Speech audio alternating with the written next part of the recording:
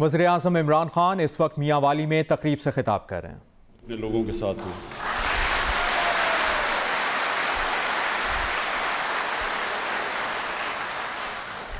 لیکن دوسری خوشی وہ اس لیے کہ میں 24 سال پہلے اس سارے علاقے میں پھرتا رہا ہوں اور مجھے پوری طرح اس چیز کا احساس رہتا تھا کہ ان کا جو سب سے بڑا مسئلہ، اس سارے علاقے کا مسئلہ ایک ہی مسئلہ تھا، سب سے زیادہ وہ پانی کا تھا۔ تو آج جو انشاءاللہ یہ 3.25 ارب روپے کی ہم نے جو اسکیم اناؤنس کی ہے، جس میں سے سوائے دو یونین کاؤنسل ساری اس علاقے کی یونین کاؤنسلز کو انشاءاللہ پانی ملے گا۔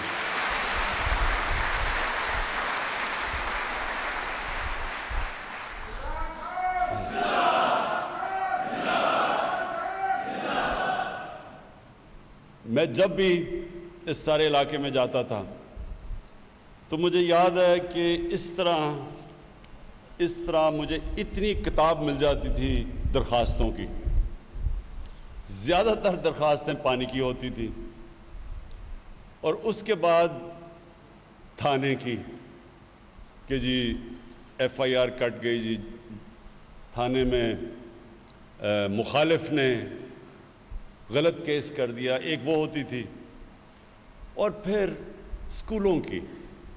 اور اس علاقے میں مسئلہ بہت بڑا تھا کہ لڑکیوں کے اسکول میں ٹیچرز ہی نہیں تھی،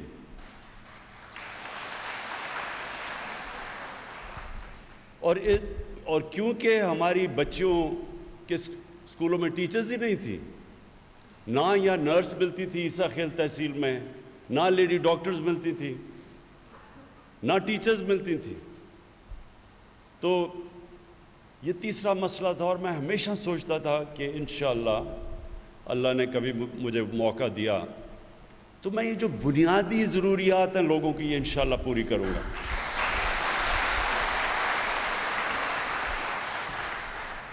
تو پہلی تو آج اب یہ اسکیم شروع ہو جائے گی پانی کی۔ میں نے پوری کمشنر صاحبہ نے اور ڈپٹی کمشنر، اور میں بڑے زبردست مجھے خوشی ہوئی یہاں دیکھ کے کہ آپ کے جو ڈپٹی کمشنر بھی، اس میں بھی جذبہ جنون نظر آیا، اور کمشنر صاحبہ آپ نے بھی پوری پریزنٹیشن لی، اور انشاءاللہ یہاں جو سب سے بڑا مسئلہ پانی کا تو وہ حل ہو جائے گا۔ باقی مسئلے کہ لڑکیوں کے اسکولوں کے اندر ٹیچرز کدھر سے آئیں گی، اس کا بھی عثمان بزدار کے ساتھ میں نے بیٹھ کے ہم یہ پلان کر رہے ہیں، چیف سیکرٹری بھی یہاں ہیں، ہم پلان کر رہے ہیں کہ کیسے اب ہم نے بچیوں کے اسکولوں میں ٹیچرز بھی لے کے آنی ہیں، اور ہسپتال بھی، بیسک ہیلتھ یونٹ ہسپتال ادھر کیسے ہم نے اس علاقے میں جو لوگوں کو صحت کی سہولیات ہیں وہ بھی پوری کرنی ہے۔ اب میں آپ کو صرف عثمان بزدار کی ایک بات بتا دوں کہ میرے پہ بہت لوگ سوال پوچھتے ہیں، جی کہ آپ نے عثمان بزدار کو کیوں چیف منسٹر بنایا؟ کیونکہ میں نے یہ میاں والی کے علاقے میں لوگوں کے حالات دیکھے تھے۔ میرا یہ مان تھا کہ جب تک کسی کو سمجھ نہ ہو کہ ہماری طرح کے یہ پسماندہ علاقوں میں لوگ کیسے زندگی گزارتے ہیں، جب تک ان کو احساس نہ ہو وہ کیسے ان کی مدد کریں گے؟ جن لوگوں نے لاہور میں بڑے بڑے محلوں میں رہ کے چیف منسٹر بن جائیں اور چیک اپ بھی لندن میں جا کے کروائیں، بچے ان کے لندن میں ہوں، ان کو کیسے احساس ہوگا کہ یہاں لوگ کیسے رہتے ہیں؟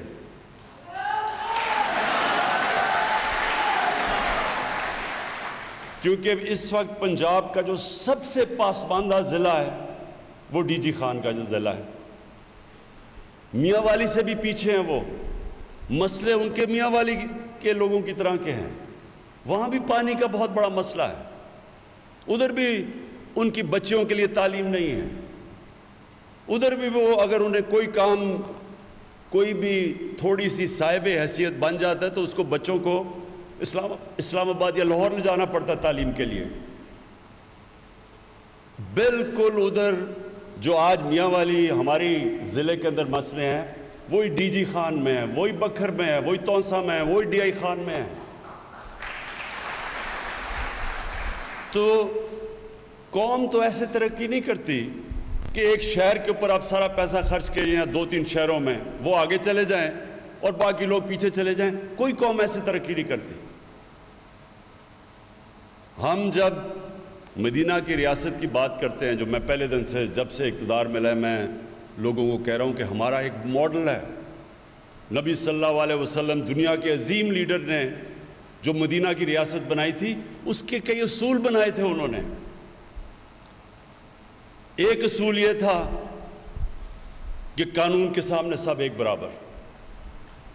یہ نہیں کہ کوئی لاکھوں کی چوری کرے تو وہ جیلوں میں, اور جو اربوں کی چوری کر کے لندن چلا جائے تو وہ کہے جی میں تو قانون کے اوپر ہوں, مجھے تو پوچھو ہی نہ. نبی صلی اللہ علیہ وسلم نے کہا تھا کہ میری بیٹی بھی اگر قانون توڑے گی اس کو سزا دی جائے گی. اس کو کہتے ہیں قانون کی بالادستی. میاں والی میں مجھے یاد ہے یہاں بڑے بڑے طاقتور لوگ تھے, وہ ظلم کیا کرتے تھے, کیسز کر دیتے تھے غریبوں پہ. کمزور بیچارے جیلوں میں پھنسے ہوتے تھے. جو مجھے درخواستیں کیا آتی تھی کہ عام آدمی کی جرت نہیں ہوتی تھی طاقتور کے سامنے کھڑا ہونا. کسی کے اوپر بندوق رکھوا کے جیل میں ڈلوا دیا, تھانے میں ڈلوا دیا, کسی کو مار پڑوائی گی اس کے اوپر وہ منشیات رکھ دیں. تو بیچارے کمزور لوگ یہاں ڈرتے تھے. تو مجھے یاد ہے میں جب یہاں سیاست شروع کی تو سارے مجھے کہتے تھے کہ یہ جو بڑے بڑے دھڑے ہیں آپ ان کو کیسے شکست دیں گے. یہ صرف یہی نہیں کہ تھانے کے اوپر ان کا کنٹرول تھا, یہ بڑے بڑے طاقتور گنڈوں کو کنٹرول کرتے تھے جن سے لوگوں کو مارے پڑواتے تھے. تو قانون کی بالادستی کا مطلب یہ ہے کہ ہم نے کمزور کو اوپر اٹھانا ہے اور کوئی بھی طاقتور اس کے اوپر ظلم نہ کر سکے.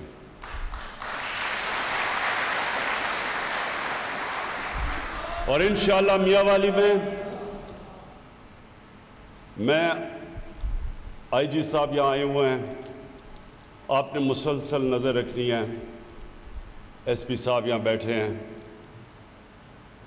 آپ نے نظر رکھنی ہے اپنے تھانوں کے اوپر. وہ جو تھانوں میں ظلم ہوتا رہا ہے آپ نے خاص نظر رکھنی ہے کہ کسی غریب کمزور کے اوپر تھانے میں کسی قسم کا ظلم نہ ہو. حضرت علی رضی اللہ تعالیٰ کا قول ہمیں کبھی نہیں بھولنا چاہیے. انہوں نے کہا کفر کا نظام چل جائے گا لیکن ظلم اور نا انصافی کا نظام اس لیے نہیں چل سکتا کہ اللہ کی برکتیں نہیں آتی اس معاشرے میں جدھر ظلم ہو. یہ جو جن کو ہم کافر کہتے ہیں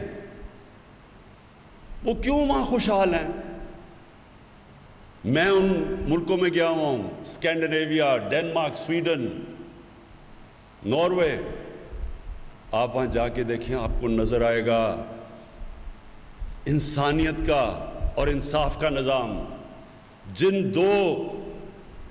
ان دو چیزوں کے اوپر انسانیت اور انصاف کی بنیاد تھی جس پہ مدینہ کی ریاست کھڑی ہوئی تھی. تو ہم نے انشاءاللہ اس ضلع سے شروع کرنا ہے کیونکہ اصل میں دیہاتوں میں سب سے زیادہ مسئلہ ہے لوگوں کو. یہ جو تھانے کچہری کی سیاستی یہ کیا تھی؟ تھانے کچہری اور پٹواری کی سیاست کہ ان سرکار کے لوگوں کے ذریعے لوگوں کے اوپر ایک خوف طاری کیا جائے تاکہ وہ ووٹ دیں انہی بڑے بڑے لوگوں کو. میں یہ چاہتا ہوں آپ آزاد ہوں, ایک آزاد قوم بنے, کسی کا آپ کو خوف نہ ہو. جو جرم کرے اس کو سزا ملے, چاہے وہ طاقتور ہو چاہے وہ کمزور ہو, اور جو محنت کرے اس کو اس محنت کا پھل ملے. ہمارا انشاءاللہ یہ جو کوشش ہے پوری اس پاکستان کے لیے, لیکن یہ کمزور علاقے جس میں میاں والی اور ڈی جی خان جو چیف منسٹر کا ضلع ہے جو پیچھے رہ چکے ہیں، سب سے پیچھے رہ گئے ہیں، اس کے آگے اور بھی یہ جو راجن پور وہ بھی پیچھے رہ گیا ہے، وہاں بھی برا حال ہے۔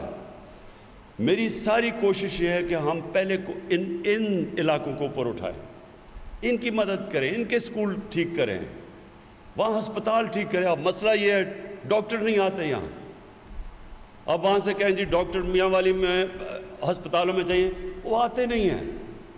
اب میں نے ان کو کہا ہم نے نیا ایک سسٹم بنانا ہے کہ یہاں کے ہسپتال خود اشتہارات دے کے اپنے ڈاکٹرز کو بھرتی کریں، بجائے یہ کہ وہ انتظار کریں کہ پنجاب سے آئیں گے۔ جس طرح یہاں یہ سارا اوپر خٹک بیلٹ پہ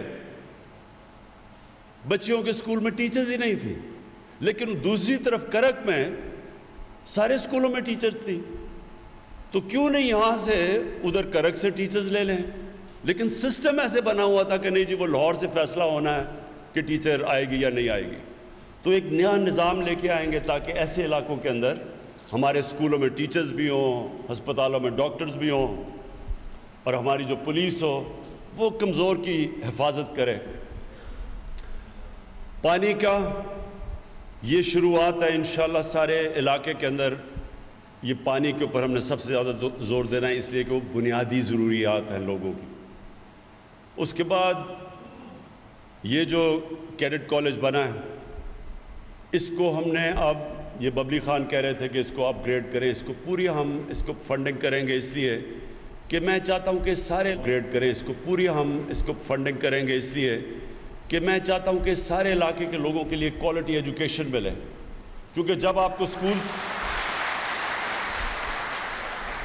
آپ کو پتہ ہوگا کہ یہ جب اس کے بعد میں جا رہا ہوں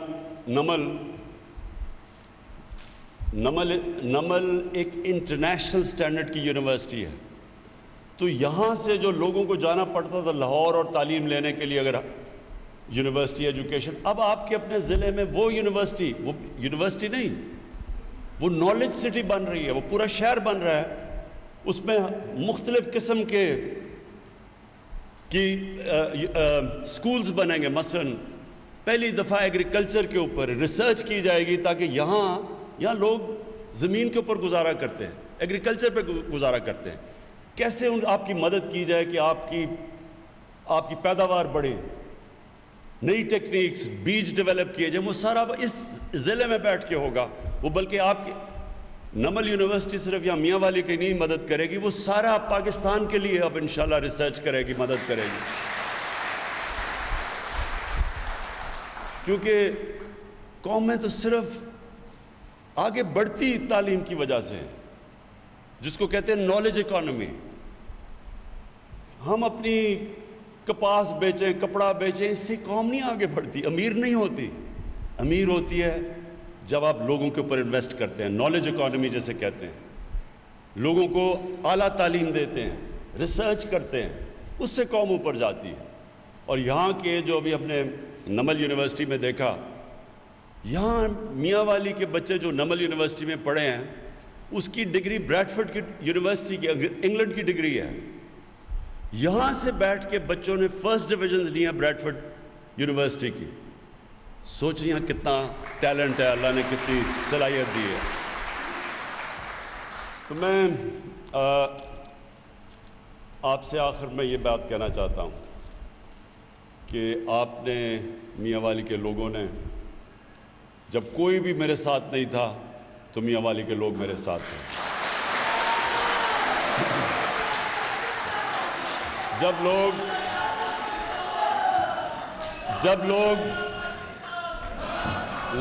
لوگ کہتے تھے کہ کھلاڑی کیسے پولیٹکس کرے گا، تو میاں والی کے لوگ میرے ساتھ کھڑے ہوئے۔ انہوں نے کہا کہ جب تحریک انصاف کو پہلی سیٹ ملی تو وہ ادھر عیسیٰ خیل کے لوگوں نے مجھے وہ پہلی سیٹ دلوائی، اور انشاءاللہ آپ کو فخر ہوگا۔ یہ زیادہ دور وہ وقت نہیں، پہلے تو کہتے تھے نا، پہلے تو مجھے یہ کہتے تھے کہ میاں والی میں کیسے جیتے گے، بڑے بڑے دھڑوں کو کیسے ہرائے گا۔